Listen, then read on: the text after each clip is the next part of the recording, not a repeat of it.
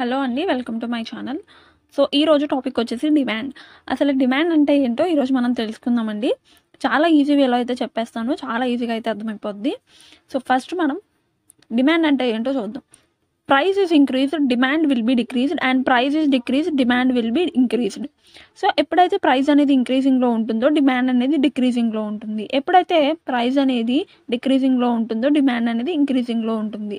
So for ఎగ్జాంపుల్గా నేను మీకు ఈ ఒక అయితే ఇచ్చాను. సో దీన్ని బేస్ చేసుకొని అయితే మనం ఇది రాయొచ్చు. ఎలాగంటారా? సో ఫస్ట్ అనేది ఇది ప్రైస్ అండి, ఇది డిమాండ్. ప్రైస్ అయితే ఎప్పుడైతే ఇంక్రీజింగ్లో ఉంటుందో డిమాండ్ డిక్రీజింగ్లో ఉంటుంది. ప్రైస్ అనేది ఎప్పుడు డిక్రీజింగ్లో ఉంటుందో డిమాండ్ అనేది అప్పుడు ఇంక్రీజింగ్లో ఉంటుంది. సో ఇది వచ్చేసి ఒక ఫార్ములా గుర్తుపెట్టుకోండి, బట్ ఎగ్జామ్లో అయితే వేయకండి.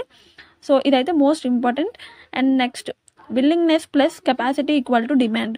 సో దీని యొక్క ఫార్ములా అండి, డిమాండ్ యొక్క ఫార్ములా వచ్చేసి willingness plus capacity equal to demand. So దీన్ని మనం ఒక ఎగ్జాంపుల్గా తీసుకుని అయితే చూద్దాం. సో ప్రైస్ ఇది, డిమాండ్ ఇది. సో ప్రైస్ ఎప్పుడైతే తక్కువ, ఇది 10 అనేది తక్కువ కదండి, తక్కువ ఉంది, ఇక్కడేమో ఎక్కువ ఉంది. ఎప్పుడైతే ఇది తక్కువ ఉందో ఇది ఎక్కువ ఉంది. సో ప్రైస్ అనేది డిక్రీజింగ్లో ఉన్నప్పుడు డిమాండ్ అనేది ఇంక్రీజింగ్లో ఉంది. సో ఇక్కడ 20, ఇక్కడ 40. సో ఇక్కడ తక్కువగా ఉంది, ఇక్కడ ఎక్కువ ఉంది, ఇక్కడ ఎక్కువ ఉంది, ఇక్కడ మాత్రం తక్కువ ఉంది. సో అలాగా మనం కంపారిజన్ అనేది చేసుకోవాలి.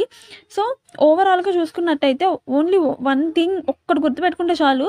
సో ఇది ఒక్కటి గుర్తుపెట్టుకుంటే కనుక మీరు ఈ మ్యాటర్ కూడా మీ ఓన్గా రాసేయచ్చు. When price increases demand will be decreased, when price decreased demand will be increased.